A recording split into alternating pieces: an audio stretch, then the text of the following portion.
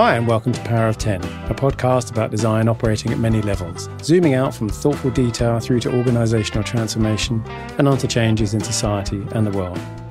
My name's Andy Polaine. I'm a service design and innovation consultant, coach, trainer and writer.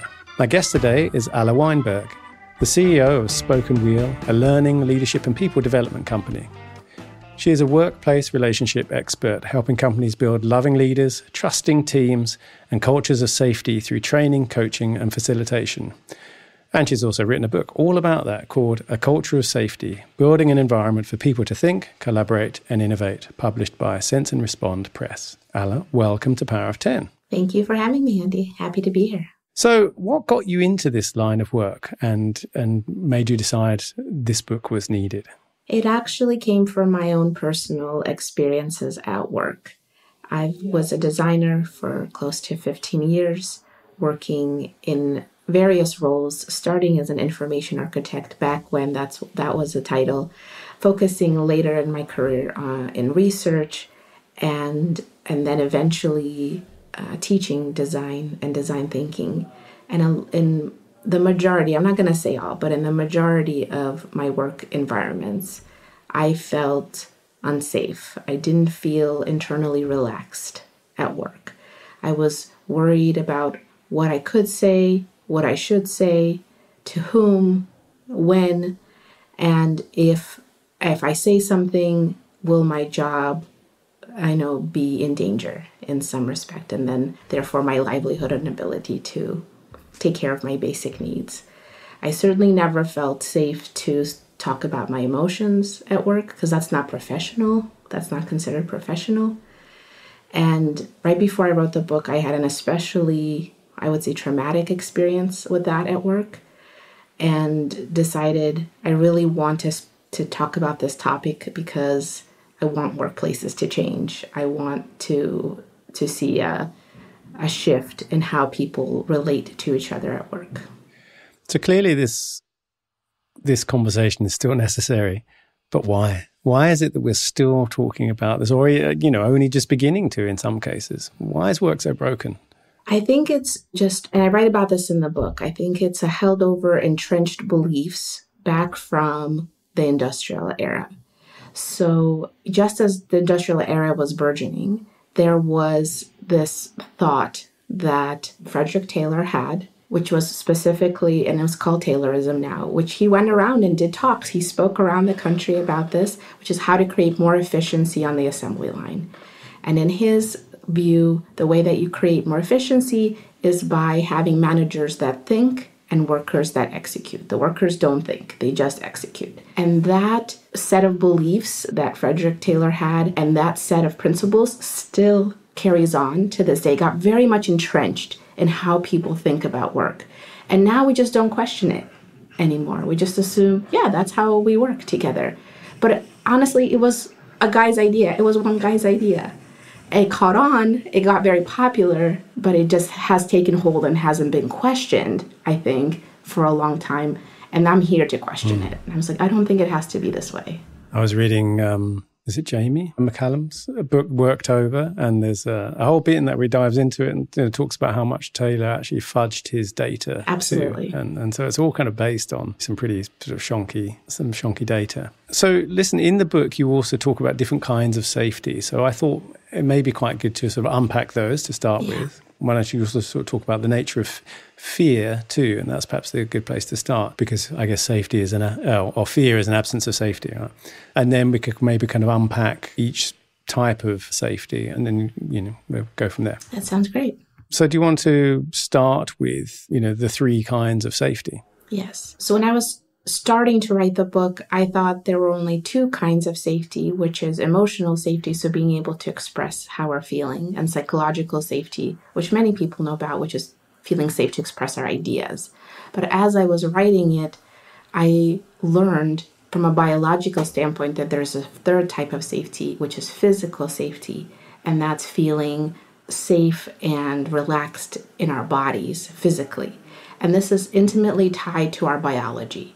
So our entire body and neurobiology, our brain, the way that it works, and our nervous system, the entire time that we're alive, is constantly checking for if we're safe from danger to our physical body.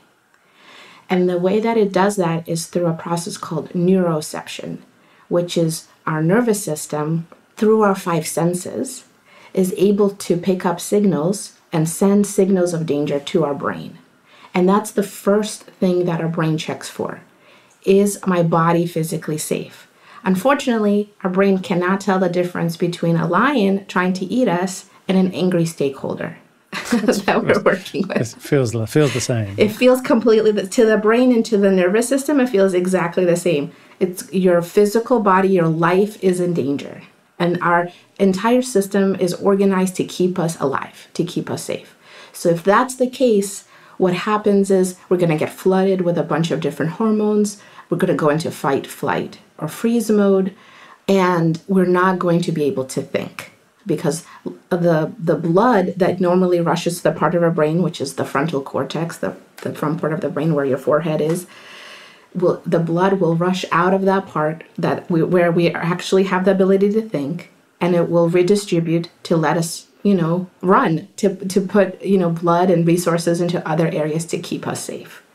So if we do not feel physically safe because our bodies look different, have different abilities, or a different gender, or just a minority in a group, our nervous system is going to start to send signals, you're not physically safe, and we're not going to be able to think.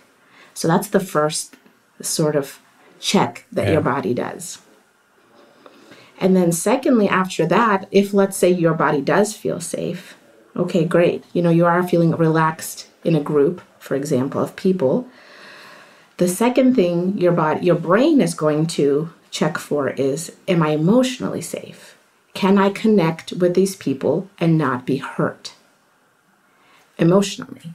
Because there's physical hurt, there's physical pain, there's also emotional pain. And so at work, when we're not allowed to really, it's not okay to express our emotions, we have to suppress it.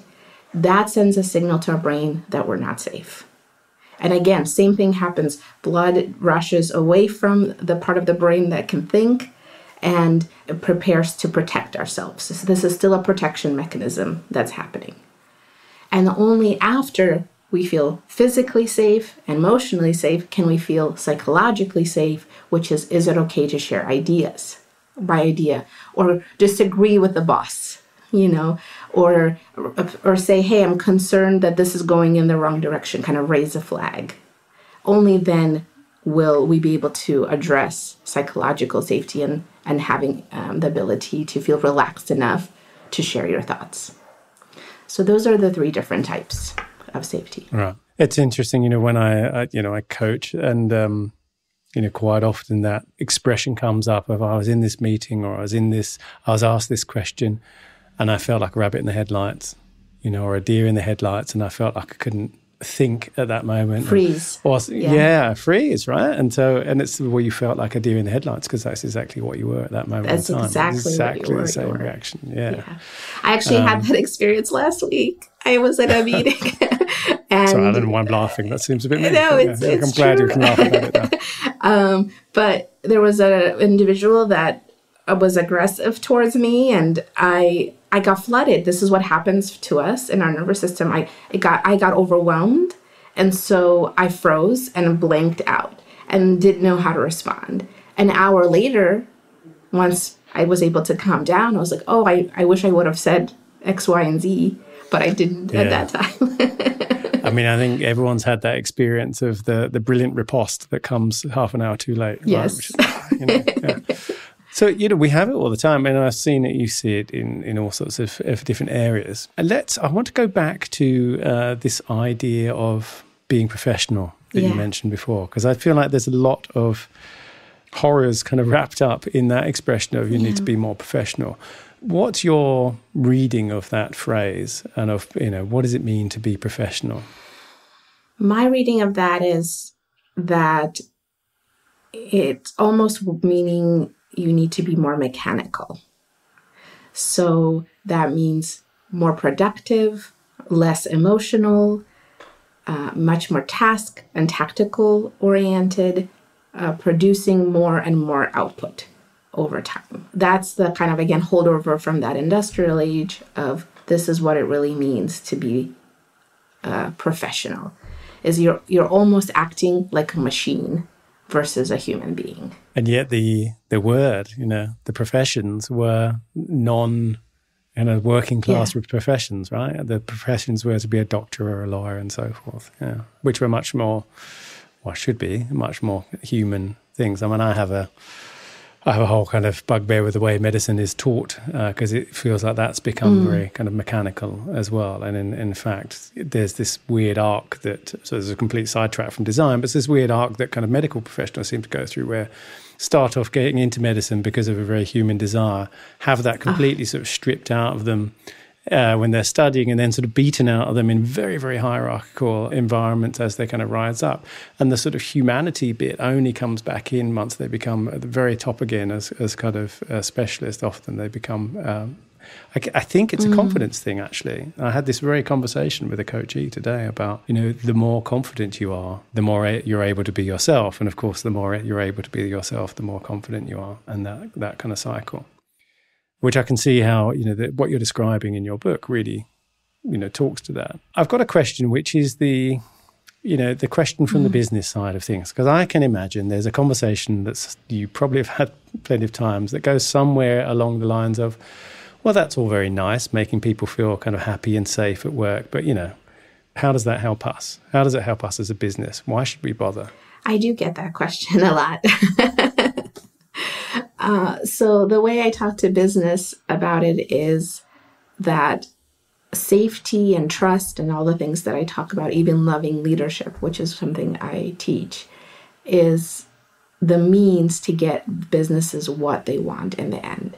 What they want a lot of times is, I often hear this a lot, is velocity. They want their teams to be able to work faster. You can't do that without trust, because you're not going to speak to the person if you don't trust them. You're not going to work well with a person you don't trust. You're not going to share information with a person you don't trust. There is velocity. Yeah. Now that goes down. But I also talk often with people, they want innovation. They want creativity. Well, people need to be able to think in order to get that. And in order to be able to think and have full access to their intelligence, then they need to feel safe. They need to feel trust in their team. And then this is a biological fact, right? So I often talk about that safety is the means to the ends that businesses are looking for and wanting. There does seem to be a kind of paradox in that, I mean, all of this is kind of based in fear, right? All of this is really sort of steeped in fear. But there's the paradox being that the fear that a project is going to go off the rails or isn't going to go fast enough. And I hear velocity a lot too, and I kind of hate it, as if kind of speed is somehow automatically better. Better, yeah. But the fear that a project is going to go too slow, go off the rails or whatever, creates behaviors, mostly in leaders or leadership, that actually make it go off the rails, in that they grip tighter. Yes. One of the ways I've described it is if you imagine you're skydiving, right? And you're doing a tandem skydive and you're afraid that you're afraid you're going to splat on the ground. And so you grip the instructor's hands really tightly because you're so afraid. And of course, then he can't pull the chute, because there's no space. I was quite surprised by one thing, which is this, that well, first of all, you talked about, ways to build safety. Mm-hmm. Right? And I wondered if, enable safety. I wonder if you have a differentiation between kind of enabling safety versus sort of building safety for starters. Maybe I'll start with that question. Is there a difference, or am I just using different words? I don't think, in my mind, I don't feel like there's a difference. Safety isn't something that you can make happen. It's something that emerges from the environment and the interactions that people have with each other. So as a leader, I can't go around and be like, now you're safe, and then act that way. That doesn't work. But that happens though, right? I mean, that's the same as that sort of culture thing of like, here, everyone can say anything they want. Okay, have you got that? Everyone can say anything they want. Go, say it. Yeah. Yes. No thanks. I have actually heard an anecdote from a friend of mine. He used to be in management consulting. Now he does kind of similar thing to me. And his boss came and said, right, we're going to brainstorm different ways we can, do stuff. And he made a suggestion It was actually about reducing their margins, because he said, our clients just think basically our margins are too high. And his boss turned to him. That was the first suggestion, right? His boss said, well, I can tell you all, we're not going to do that. Right, any other suggestions? And it was like a scene from The Office. No, I'm good. So, but I thought it was interesting. I mean, there was a crucial point. They said you can't just kind of give someone safe or sort of make someone directly safe, that it's an emergence between the relationships between people. And the bit that I was surprised about, though, was how you suggested meetings were a good place to start. Yeah. So maybe you could take away my surprise there and tell me why meetings. I'm curious what was surprised. It's a surprising. Just because meetings have a lot of problems too. Yeah. I guess is where I'm going with that. Yes. Meetings do have a lot of problems. And the reason I suggested meetings was because that is the place where people come together and they relate to each other in a specific way. And that's where a lot of the cultural norms, which are, again, the ways people relate to each other, are present, are surfaced, are available. And so from why I suggest changing meetings is it's something operationally that people can do immediately, that they can actually affect change on. Even if you're just an IC, you can still create a meeting, right? You don't have to be a leader to do that. Although, of course, I want leadership to model and show the way. And it's almost a sandbox for me of practicing different ways to relate to each other, because a lot of what I suggest for safety and the way people need to talk to each other, what they talk about, how they talk about it, is very unfamiliar because we don't have that in our workplace. And we need a sandbox to practice it and to mess up and to get better with each other. And through the messing up and cleaning up the messes, that's how safety gets built. Oh, I can say the wrong thing and it's okay. And I'm still supported and I'm helped by my team, by my group. Now I'm like, okay, I feel a little better. I feel a little safer. It starts to build then. You mentioned people, particularly minorities in the workplace, having to work sort of twice as hard. And you mentioned code switching and people of, I was going to say people of colour, but it's also kind of other minorities too. Anything that's outside, I guess, what is the established norm is of which in workplace, which is tends to be people who look like me, middle-aged white men. Maybe can you talk about what code switching is and the kind of cognitive overhead of that in terms of safety? Code switching is, in some respect, mirroring the dominant culture in the way that your talk, in the cadence of your speech, in how you present things, and it's not necessarily maybe your most authentic way of speaking, of being, of presenting yourself. And so you're, as a person that would do that, and even as a female, I have seen other females do code switching when they're in an executive suite, acting, speaking more aggressively, more like their male counterparts, right? Yeah. And so I, as let's say a woman in that kind of environment, have to then put on a performance. I have to put on a show to try to match what I'm seeing, rather than just being relaxed and being myself and speaking in the way I would normally speak and phrasing things or presenting things in a way that feel more natural and authentic to me specifically. And so that takes a lot more, that takes emotional work to do and some cognitive work to do as well, on top of the other work that I'm doing. Right, and so that's an overhead on top of anything else. So it doesn't take much to kind of then push you into a kind of moment of freeze, right? Yes. And whereas someone like me, who looks like me, would I don't have to think about that because the established norm is people who are looking and speaking and being like me. Yeah. So, Sense and Respond are well known for the books that they produce are very practical, and there's a lot of practical tips and practices actually in your book. Maybe could you share some? What do you think are some of the kind of most essential? You've talked about sort of changing meetings, but there's quite a lot of other practical things in there that people can do. I think the most essential, especially for team leaders at any level, so you can be a leader of ICs or other managers or of the whole organization. So for team leaders, because again of how we're biologically wired, for team leaders to be able to regulate their nervous system and to feel more calm and centered themselves, so that when they're coming to their team and they're talking to their team, what happens is that people will be able to co-regulate with that leader, meaning, oh, the leader's feeling calm, feeling centered, feeling okay. My nervous system will take that as a sign that I'm safe, I'm okay, everything's okay.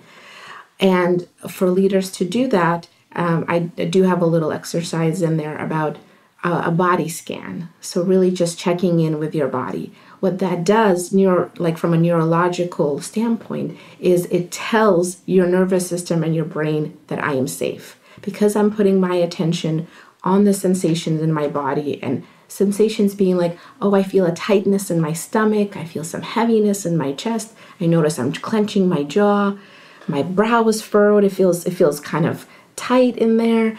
Just noticing your body, your physical body, sends a signal to your body and to your brain that you're safe and that you're okay. And so even just that small practice, a couple minutes of a leader before going into a meeting, doing a body scan, noticing the sensations that you're feeling, coming into that meeting much more centered, much more calm, will help everyone else pick up on that signal and also feel safer and calmer and be able to think in that meeting. Right, because that was the thing I was getting to, is what can you do for everyone else, or what can everyone, how can you make it safe for everyone else? So the fact that you're coming in with that energy, I'm going to say, it's going to sound a little bit kind of hand-wavy, I know, to some people, but, with that energy, transmits it to kind of everyone else and sends the signal to everyone else that, this is okay. It's just, we have to understand our biology, and and we're such social creatures. This is how we're wired. If we regulate ourselves, we also co-regulate with others. And this makes sense because for a long time in our human history, we lived in tribes, and their job was to protect us from lions or from other hostile tribes and keep us alive. And so if somebody else in the tribe is feeling calm, like everything's okay, and that gets sent around to everybody else, and everybody's like, okay, we're not under attack, everything's fine, I can relax, I can feel safe. And that's still true for us. Yeah. And yet so much language, you talked about velocity, but so much language is about kind of speed. Well, why speed? Oh, because in one sense or another, bad things are going to happen if we don't go fast enough. Yes. We're going to run out of money. Our competition's going to take over. There's always this kind of push. And again, it's become a very dominant management practice to push in that way of kind of creating fear. FOMO is still fear, right? Yes. The fear of missing out is still a fear. All the food will be gone by the time we get to the watering hole. And this is also a practice I write about in the book, which is a fear inventory. And I think that's also very, very important for anyone at work. I do this every day. This is part of my practice, is to start to be honest with yourself about the fears you have, maybe around a certain project, maybe around your team, anything work-related that you want. And I suggest just a stream of consciousness. Write it down. I have a fear that this project is going to fail. I have a fear that this project is going to take too long. I have a fear that this project is going to cost too much. I have a fear that we're going to spend all this time and it's going to be a flop. Get all those fears out so that the fears are no longer driving your actions and your decisions, because that's the driver right now in most companies and organizations. I think also sharing them, there's an activity I do as a territory map. It's basically a kind of affinity cluster map, actually, at the beginning of projects quite often, but also, when I was consulting as the kind of activity to try and work out what's the problem space, which is, and I get people to map across or think about their loves, hates, hopes and fears. And, loves and hates tends to give you the sort of present and past. These are the things that really I've enjoyed or really irritate me. But hopes and fears were always interesting because they kind of give you the dreams and also obviously the fears and worries. And there'd often be things like, I hope this isn't going to be another project where we do a load of kind of stuff and it up front and nothing ever happens. Yes. But the act of doing that collectively, people do it individually first and then you kind of do a post-up. Collectively was very useful because you get this shared sense of, the shared sense of fear actually and hopes was very useful because people don't feel alone. And the more you do it, the more people feel like they can share. Yeah. And be sort of honest. Which brings me to a bit where you said about, emotions, bringing your emotions to work, or allowing for emotions to be, all emotions to be heard. And you said, when you talk about this, you get pushback from leadership, saying, well, you're surely not any emotion. What about rage or lust? And yet you do. Yes. And yet and even just what you spoke about, being able to have the safety to share any emotion creates connection between two people, because sharing an emotion is actually a very vulnerable act to do. And it's in a way revealing something that's happening for you individually to another person. And it's vulnerable because you're taking a risk in sharing that, and you're exposing yourself, which is the definition of vulnerability: risk, exposure, or it's risk or emotional exposure, right? And so, or uncertainty. I was trying to remember the definition. Uncertainty, risk, and emotional exposure. That's the definition of vulnerability. And so you're being vulnerable with another individual. And when we do that, we're saying to the person, I want to be closer to you. I want to connect with you. And so for both people to be able to know how to receive somebody else's emotion, a lot of times people will be like, oh, I need to fix it now. You don't need to fix it, right? Or I need to solve this. I need to fix it. You don't. But knowing how to receive that, and knowing that that's what the person is doing is being vulnerable, not, and asking, it's a bid for connection. It's asking for a connection. And just holding that, hearing them, and receiving that with kindness, not dismissal, not fixing, creates that connection. And so there is some skill, honestly, that we're missing in the workplace about first how to express all of those emotions in a healthy way, and then also how to receive it if somebody's expressing it to you as well. Yeah. I feel like the latter of those is the tougher one or it's the more unpracticed or the least practiced skill, because the other side can be dressed up in kind of, well, I just tell it how it is, I just say it how it is, and I just see it, tell it like I see it or whatever it is, and I'm just direct, and I'm, even aggressive, I'm aggressively truthful about this, that, and the other, right? No, you're just angry, but okay. Well, often it's also actually not expressing emotions, and certainly not vulnerably. It's often actually just kind of being aggressive. Yeah. But you talk about having a venting session as a practical thing. Now, I've seen those. There's a practice, there's a method called stinky fish that I think comes from Hyper Ireland, or I've seen it kind of elsewhere. People can Google that one. But the idea being that if you have a stinky fish, the more longer you carry it with you, the more it stinks. And so there's this method where you kind of put the stinky fish on the table and talk about it. I've facilitated actually badly, it seems, the one that really turned into a venting session. And, we had to have lunch. We had to have a break to kind of just reset. So how do you prevent a venting session from just becoming, because they can become really toxic, right? I think the structure of that session is very, very important.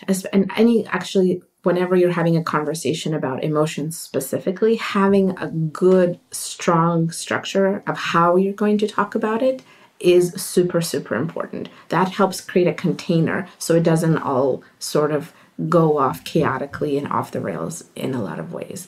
And so for a venting session, I recommend what's called a circle process, which is allowing everyone to talk and vent and say what they need to say in turn, one at a time, and there's no crosstalk about it. I don't need to, as another individual in the group, question your feelings. You are feeling what you're feeling. Feelings are unarguable. This is how you're feeling at this moment. And it's so important, again, as a group, to validate, yes, you are feeling this right now. It's okay that you're feeling this right now. And it is real that you're feeling this right now. And I don't have to make a comment about that. And so just letting everyone kind of have a couple rounds, maybe a couple questions that people answer, like what are you most frustrated about right now? What hasn't been said that needs to be said? What are you feeling in this moment? Couple rounds, everyone takes a turn. There's no crosstalk. You just let people speak and let others witness and listen as people are speaking.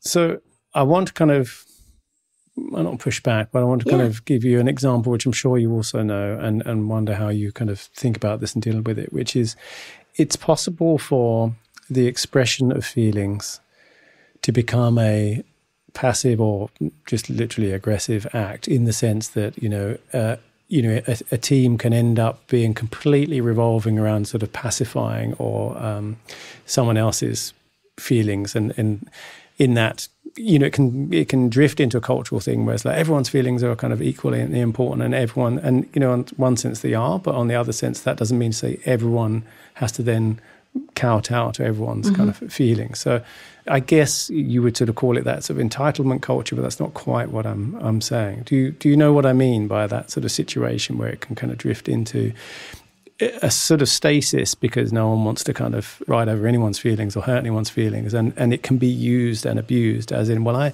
don't really feel this, I don't really want that, and so nothing happens. I feel like you mentioned two different things, so I'm trying. I probably did. I think I did. I'm trying to unpack it a little bit. One is maybe if folks are aggressively or really stuck in a blame sort of attitude, it's somebody else's fault, and that's how I'm feeling, and I have strong feelings against someone, and I'm blaming them.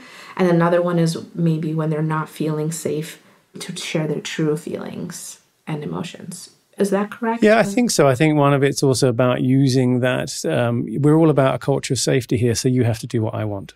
Is I guess what I'm kind of getting at. It can be used against kind of a group to sort of control a group. So that's why I meant it's kind of like a passive aggressive kind of thing, really. Yeah, this goes to conflict specifically, then, right? And that I don't write about this directly in my book, but it's something I've been thinking about in my work a great deal, which is how do we create spaces for people to have productive conflict?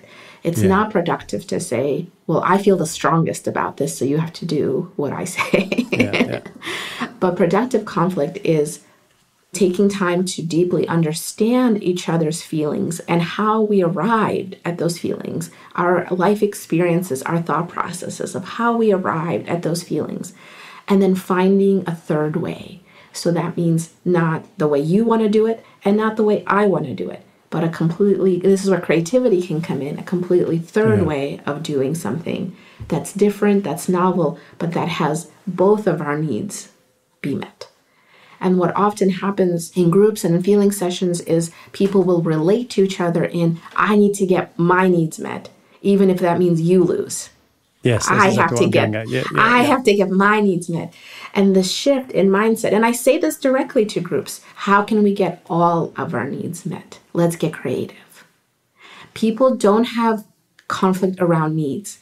Everybody can understand and empathize that you have your certain needs and I have my certain needs. There's never any conflict about that. The conflict is always about the strategies we use to meet those needs. And especially if I'm feeling very strongly about something, I'm going to want you to use my strategy to meet my needs. And the key here is, how can we find a strategy where a completely different new strategy where all of our needs can be met? So a fellow podcaster and friend of mine, John Curran, who's a business anthropologist, he talks about, his specializes actually about talking about conflict or conflict in the workplace, and not like people fighting, but this, he's in the UK, he's British too, but which maybe says something about it, which is that, in general, there's a lot of conflict avoidance. So a lot of the kind of politics and behind the scenes stuff and all those things are actually to kind of avoid out and out conflict or open conflict, but actually that conflict is in fact a good thing, and particularly amongst creative teams, that your team's trying to be creative. I say not sort of necessarily creative teams, because it's a symptom of something, right? It's showing you that there are different ways of looking at this thing. It's showing you that there are different ways of thinking about this structure, this organization, ways of working, all of those kinds of things, and actually that to avoid conflict.